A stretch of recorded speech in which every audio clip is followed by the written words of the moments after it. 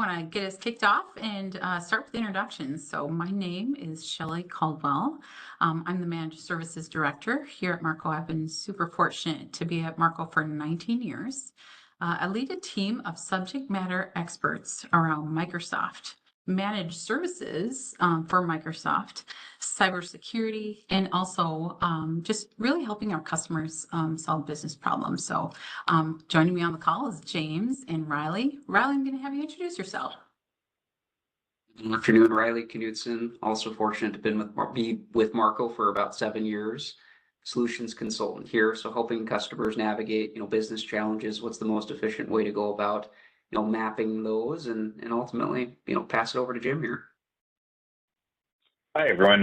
Jim Podziomic. I have been with Marco now for about 5.5 years and work as one of our pre-sales solutions engineers.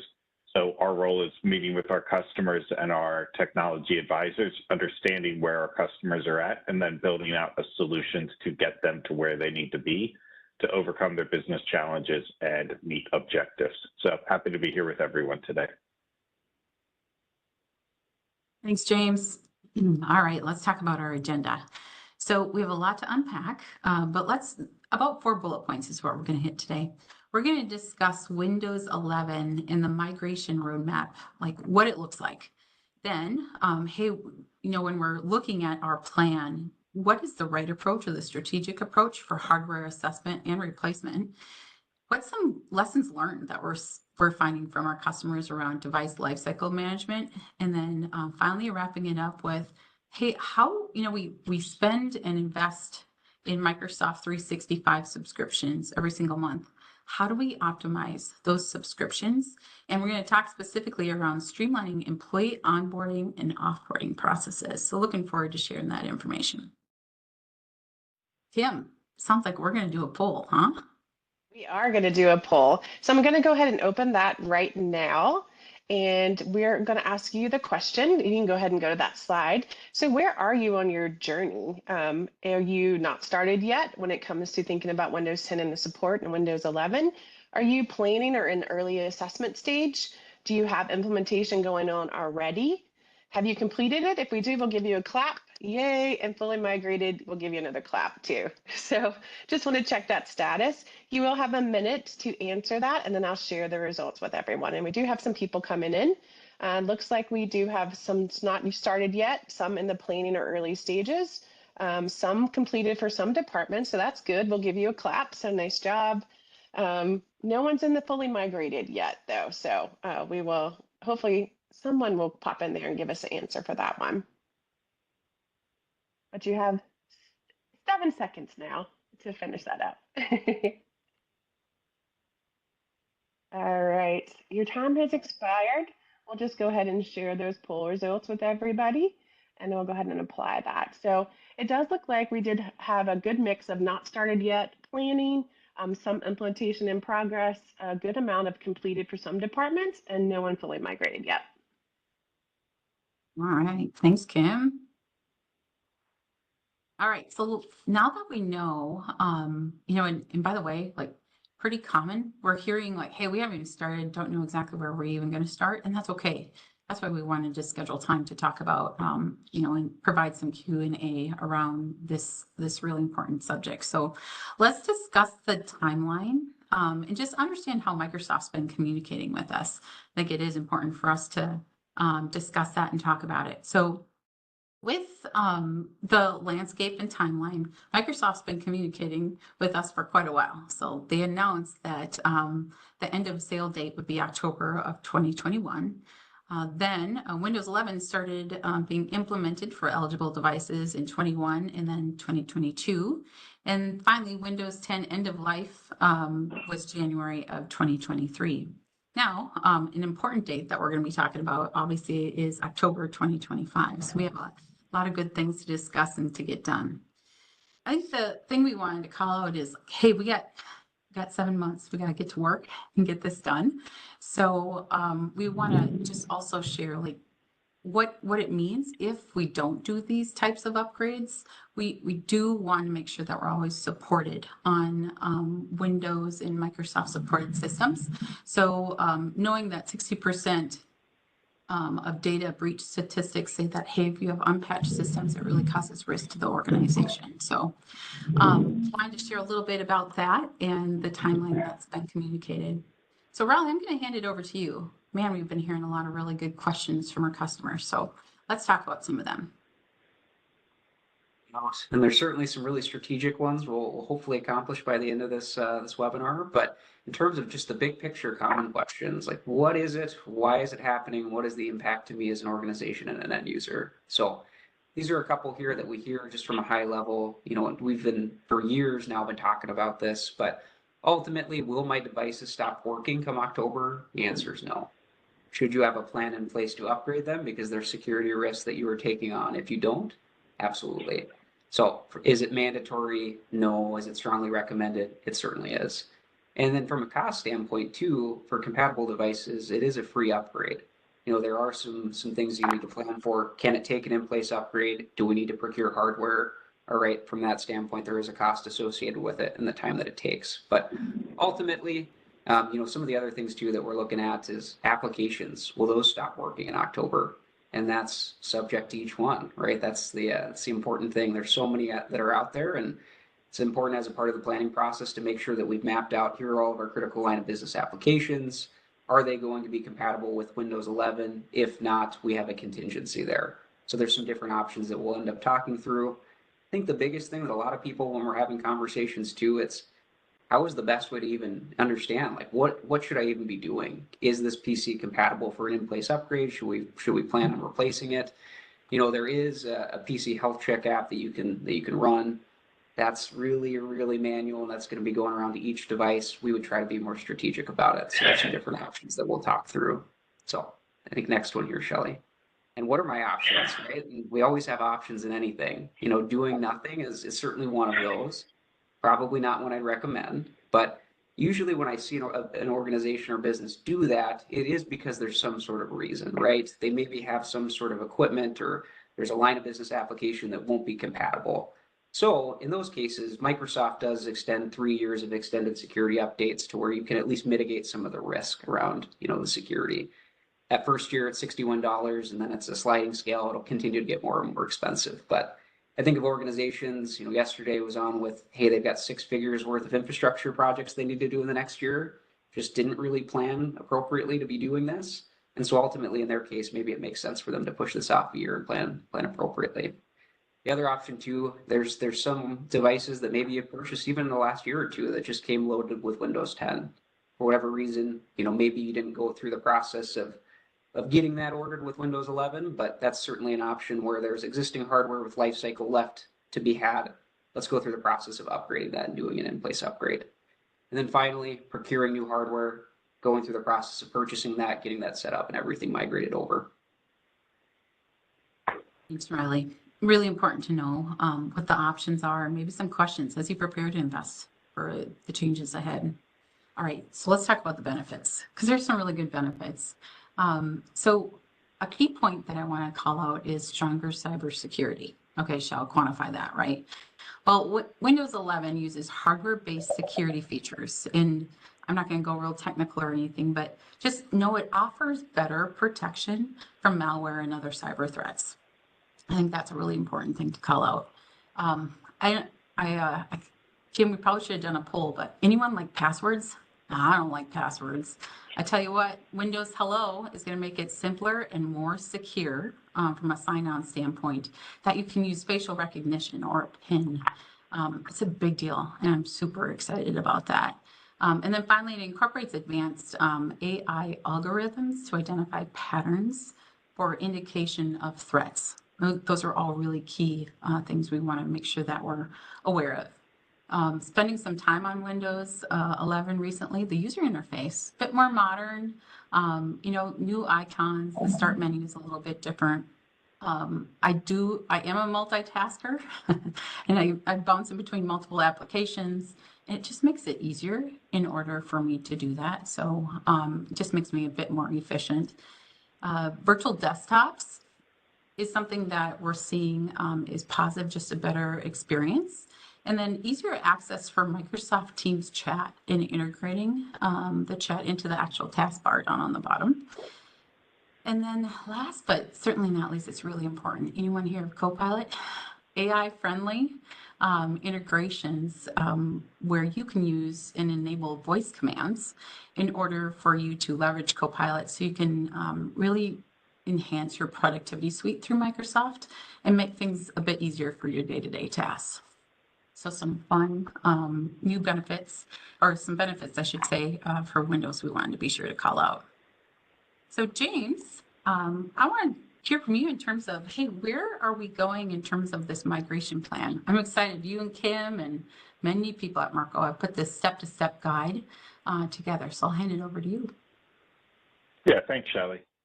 So for many organizations who have adopted a, cloud-based solution for a lot of their offerings, you may find that you don't have that much of a task in terms of moving over to Windows 11. It could be a fairly simple process.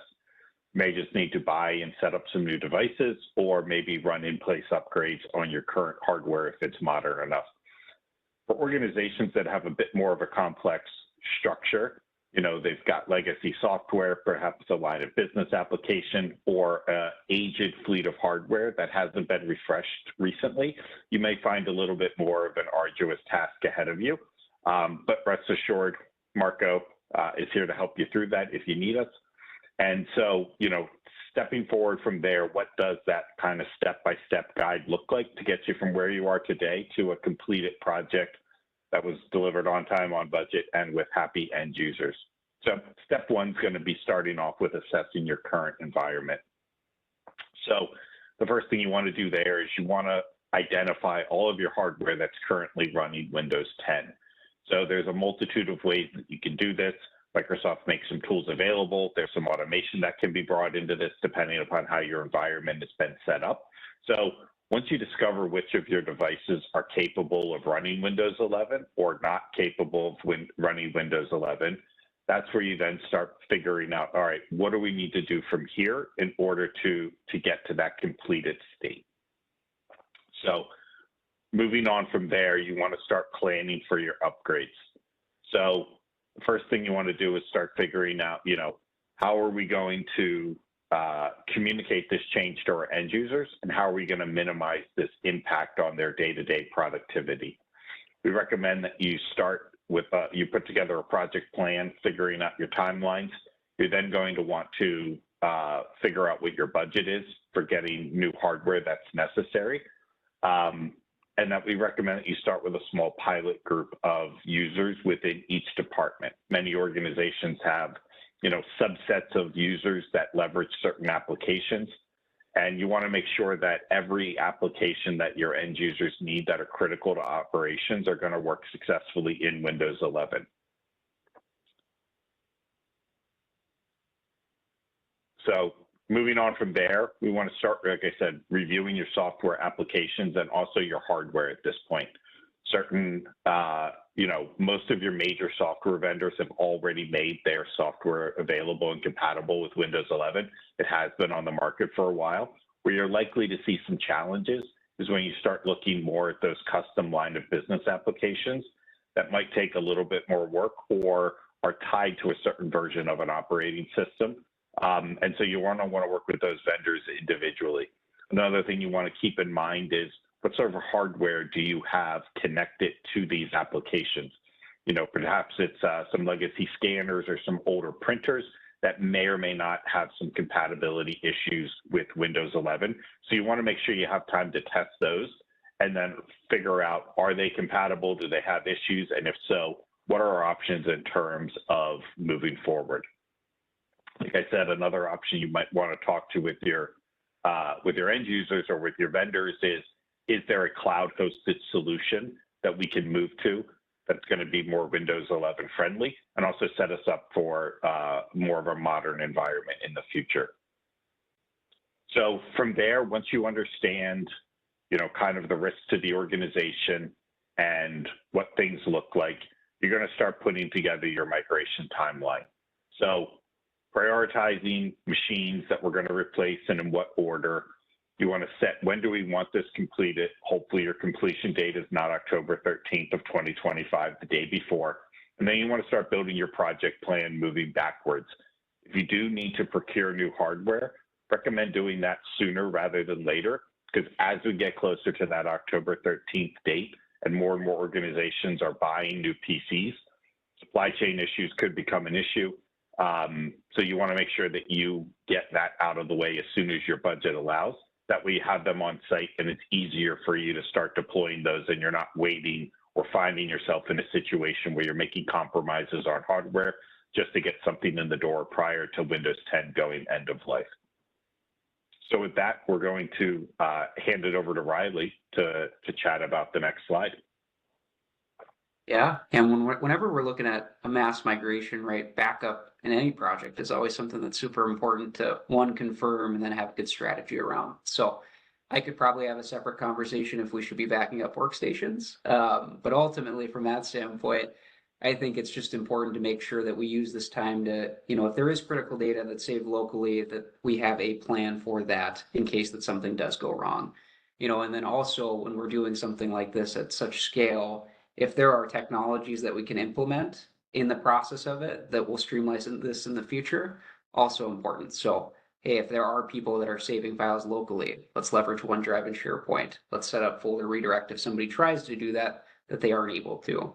And ultimately, from a security standpoint, let's continue patching machines up until that date. We need to wait until we get to Windows 11. Keep going along here. Change management and training. I mean, there's probably nothing else that's more important as a part of this process too, with any amount of change in an organization. So that can be both to your end users and IT staff, depending on that situation as well. So making sure that they understand the user interface, it is slightly different, how to navigate it, in particular to their day-to-day job responsibilities. 0-day help desk when this does happen, that your team is, one, available, and two, is able to help them properly. So plenty of content out there. Always probably important too that any of those people that are going to be assisting, hey, they probably lived and breathed that platform for a period of time to be able to help as well. Planning for contingencies. It'd be great in life if everything went as planned and all was smooth sailing. But ultimately, we know that if we go about it that way, there's going to be some problems, and then there's not a plan in place when it happens. So, from that standpoint, one, if something goes wrong, we've got a plan on how we address that. But then two, planning for contingencies around, some of the legacy software that Jim alluded to as well. So if there are devices that we can't upgrade for whatever purpose, we are procuring Windows extended security updates, etc. And then we'll wrap out, most importantly, I think with anything, making the journey in stages. I think we made a couple of jokes, but waiting until October is not the proper plan of attack. For the most important thing in this last couple of slides, if something does go wrong, we have plans. Hey, maybe we did research and something comes up as a part of the migration process. It was unaccounted for, and guess what? We still have 6 months that we can still work through that as we continue on. So we talked about, hey, high level, this is what that process might look like. Ultimately talked a little bit too about, what can go wrong. But Jim, maybe from your experience as well, could you maybe hit on some of the things that we're seeing out in the field as a part of this? Yeah, thanks, Riley. So, one of the bigger things that we've seen is certain pieces of hardware, drivers for those are challenges getting those to work with Windows 11, requiring a little bit more time on those sorts of deployments. From a timing perspective of how long does it take a device to go through the actual upgrades, older hardware, while maybe capable of running Windows 11, might take a little bit longer. So as you're sitting there and you're building out that time frame, and as you're working on building out your migration plan, keep in mind that you want to try to include in those pilot groups a mix of hardware from various parts of the organization to make sure that you're accounting for, we've got a batch of older PCs, they're taking an hour and a half to do the upgrade. So the compatibility issues with software and hardware are going to be a big thing. Obviously, then the other one is downtime. That goes out to that timing of how long is an end user going to be not able to work while they're doing this. Perhaps you have everything planned and you're running the upgrades overnight, or you're doing it over the course of a business day. Maybe it's over the lunch hour. So each organization is going to kind of adopt a different strategy for what's working best for them. The biggest thing, obviously, we've touched on it a couple of times, is productivity dips from your end users. This is after the upgrade has been done. Things are in different places. Anytime that sort of stuff happens, it takes a little bit longer to figure out, how do I do the tasks that I used to do? So making sure you're available for your end users, for your help desk perspective, where you have some materials in place or some references from where they can point themselves to kind of bring themselves up to speed. That's going to be another thing you want to keep in mind as you move through this.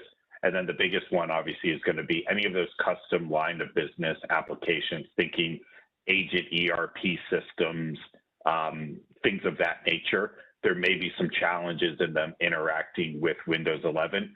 Hopefully, with Windows 11 not being new on the marketplace, we've gotten this kind of taken care of by now, but just something to keep in mind, again, as you're moving through these planning stages. So what does a simplified approach to Windows and device lifecycle management look like in Microsoft's mind moving forward? Because right now we're talking about Windows 11, Windows 12 is just on the horizon, and Microsoft's indicated that they're going to follow more of a yearly cadence with coming out with a new version of Windows.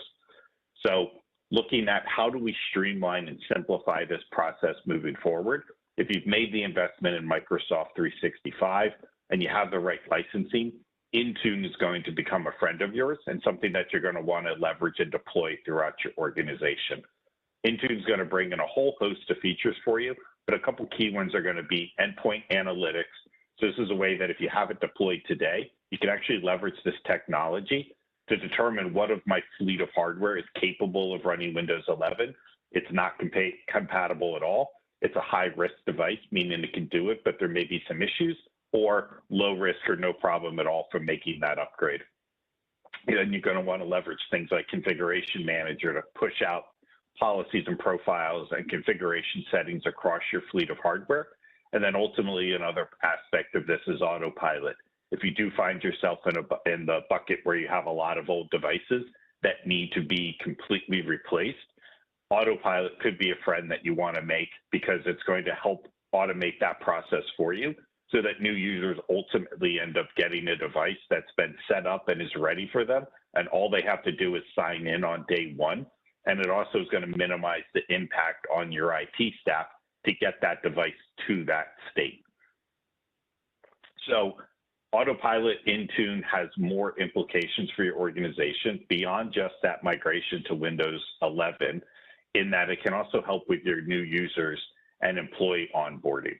So by leveraging a few different portions of this and setting it up correctly, you can make it so that when you need to procure a new device, again, can get completely configured at a factory, tied into your environment, pre-staged what applications, what settings and configuration profiles an end user needs to perform their job functions, so that when it shows up either at your corporate headquarters, a remote office, or maybe an end user's home, all they have to do is open it up, connect to the internet, and sign in, and everything's just going to start working from them on day one.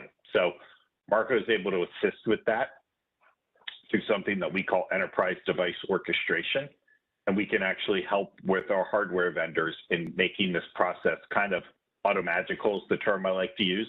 There's a lot of orchestration that goes on to get it to that state, but we've got teams of experts that are deploying this and partners that are able to help make that experience for you and your end users really seamless, so that as an employee starts on day one, everything just works the way that it should be. And if there's something that's not there, we've got day one end users to help support, so that that's not tying down and bogging down your help desk or your IT staff with that device once the end user gets it in their hands. So the slide here is kind of touching on a couple of those areas, but it's a really great offering that's able to help, like I said, help your organization move things forward and allow your IT staff to focus on something other than new user device setups and put them on more business priority engagements. So what's this look like? We did a large device refresh with a construction company. I think it was 1,500 plus devices. Historically, they struggled with bringing them in, going through the imaging process, keeping those images up to date, inventorying and warehousing all of these devices. So what we were able to do is come in, work with their internal IT staff, set up this autopilot experience for them. We've got hardware getting procured from the vendor at their factory, so it's factory sealed when it ships out. There's custom asset tagging getting done.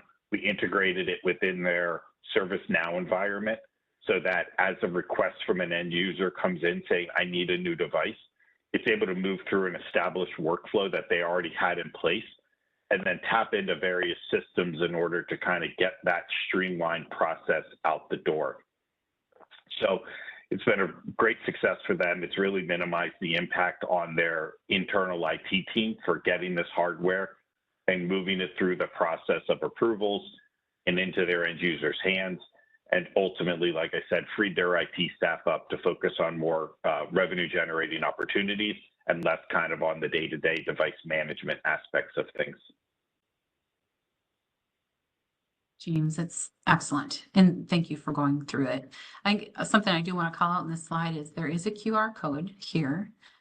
Looking at the individuals that are on this webinar, you may need to bring these recommendations back to your leadership team in order to communicate, hey, this is the new way of onboarding and offboarding employees. And we want to go down this path.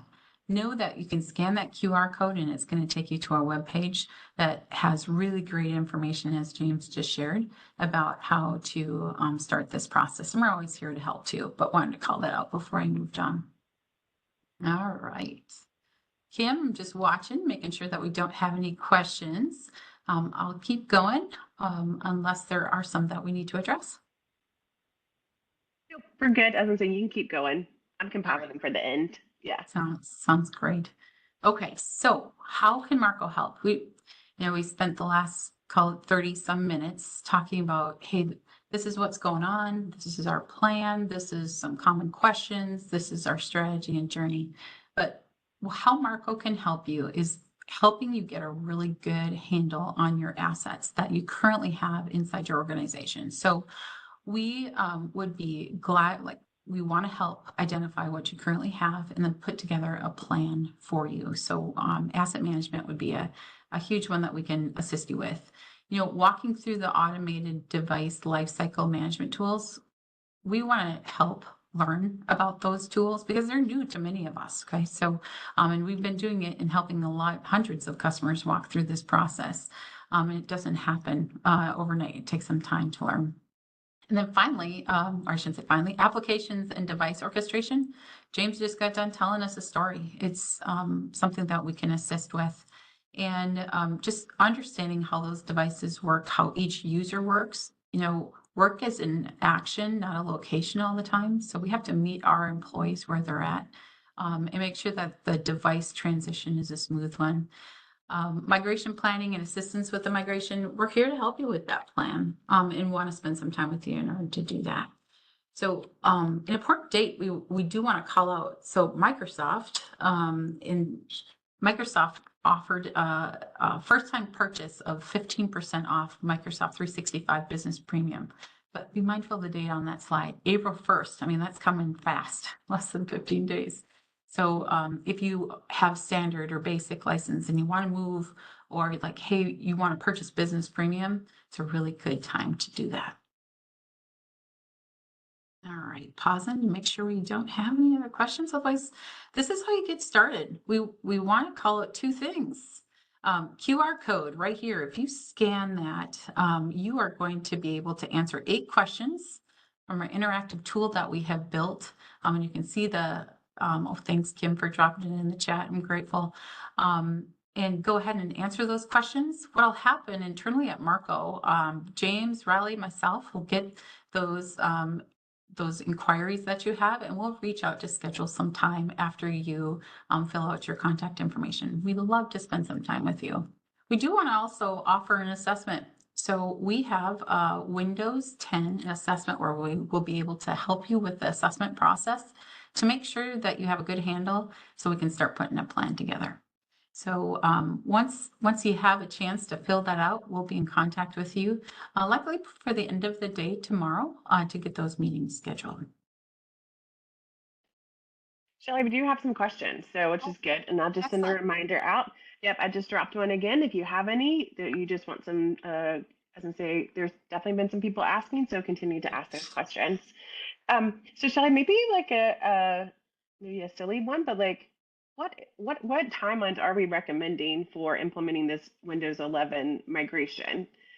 Does it vary? Because someone was like, what time? Like, how long should I think about this? Right? Like, that's a good question. Yep. No, it is a really good question, Kim, because here's the thing. In, whether you have 10 employees or, 10 devices you have to change, or whether you have, hundreds, it's going to take different timelines. So it's every business is unique, every industry is unique too, just because there is compliance too we have to consider. So I'm sorry, that's a terrible answer. It's like it depends.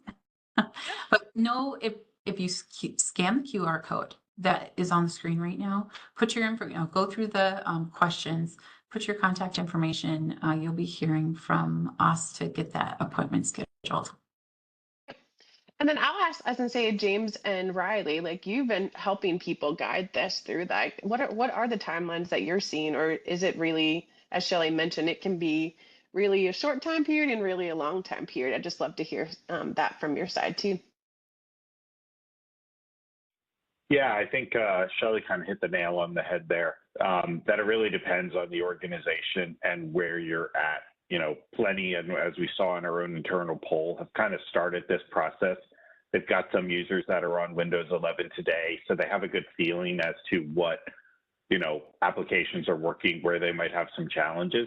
Other organizations who haven't begun thinking about this yet. And so, the amount of devices that you have, your unique software and hardware stacks that you're leveraging in order to perform your business functions, and then just, kind of your end users' appetite for change, and also budgets come into play are going to be, what does this look like?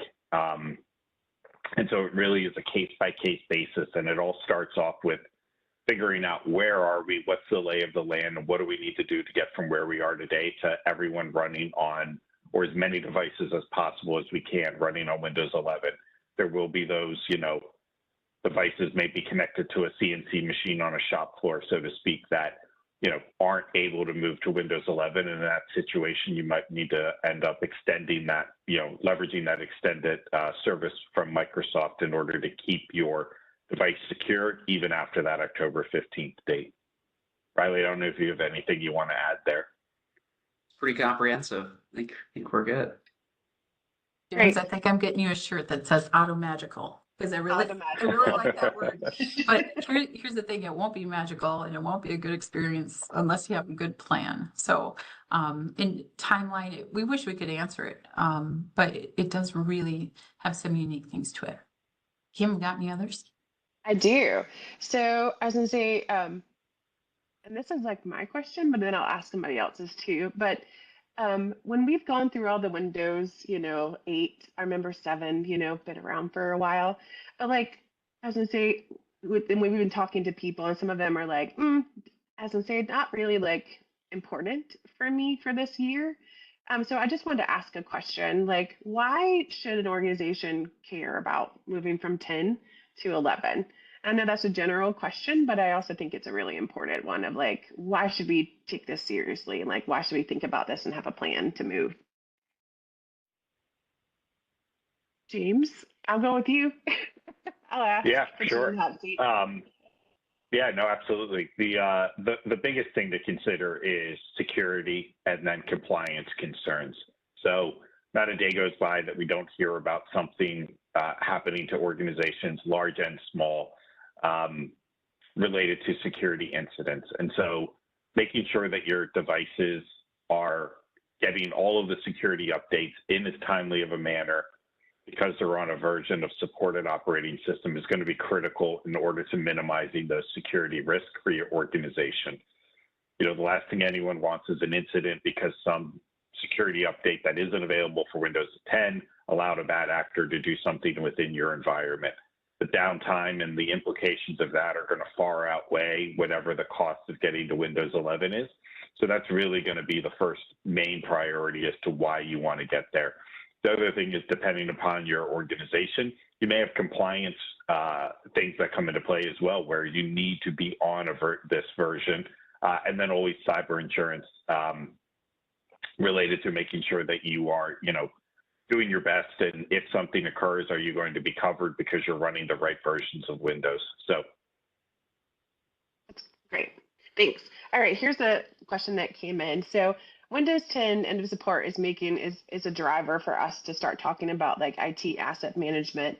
And what we've seen is like, I don't know that I could answer a question of like, what all my assets are. Is like, what do I need to do to get started to know what they need to do, like, and get it in a good place for someone to act and continue a good device lifecycle management after this as well. Definitely depends on the organization. Some of the technology that we talked about, around remote management agents, for actually pulling in that into a centralized place, Intune, being able to pull in some of that data too. The biggest thing about IT asset management is really to have a strong foundation around security. You have to understand what's there to protect at the end of the day. If there's something that you don't know about, how can we properly put the tools and security measures that, hey, if something happens, we know about it, or we're able to detect it before it becomes a bigger issue. So certainly becoming more and more of a heavy topic, especially employee turnover is a real thing. I think that there's statistics out there that it's, 1 in 3 people, they leave that job within the first 90 days. So do you have a plan and process in place that when that turnover happens, that you're mapping that device to a new employee or wiping any of the appropriate and corresponding data? And again, hey, if those devices or those employees, I should say, are accessing email on their personal cell phones, are we able to make sure, devices are wiped, or I shouldn't say devices, but the actual Microsoft applications, and securing the data? Yep. And that leads into, I'm just going to give you some stats too, because I feel like this is a really good time to think about employee onboarding and offboarding. And we know this. And you're right, Riley, 1 in 3 new hires will leave a job in the first 90 days. 70% of new hires decide whether or not a job is a good fit in the first month. And so much of that is really about like, is their onboarding process confusing? Is it really easy and seamless? And so I think just with turnover and job market and everything just going on, it's a really good thing to think about. And I was gonna say, take this, even though it's like Microsoft is forcing us to do this in October, right? But this is a good time to sort of start planning and thinking, not just like this year, but looking ahead. So, and that's all the questions that we have. So I feel like we can wrap up. Kim, thank you. James and Riley, really appreciate all of your expertise in answering the questions too, that we all have. Microsoft is changing so much. And in order for us to stay on top of all the changes with Microsoft, it's really important that you have a good handle on all your assets. So thank you, James and Riley, for your great knowledge that you shared. Kim, thanks for keeping us organized. Otherwise, the call to action is to scan the QR code, answer those questions, put your contact information, and we'll be in contact with you soon. Thank you.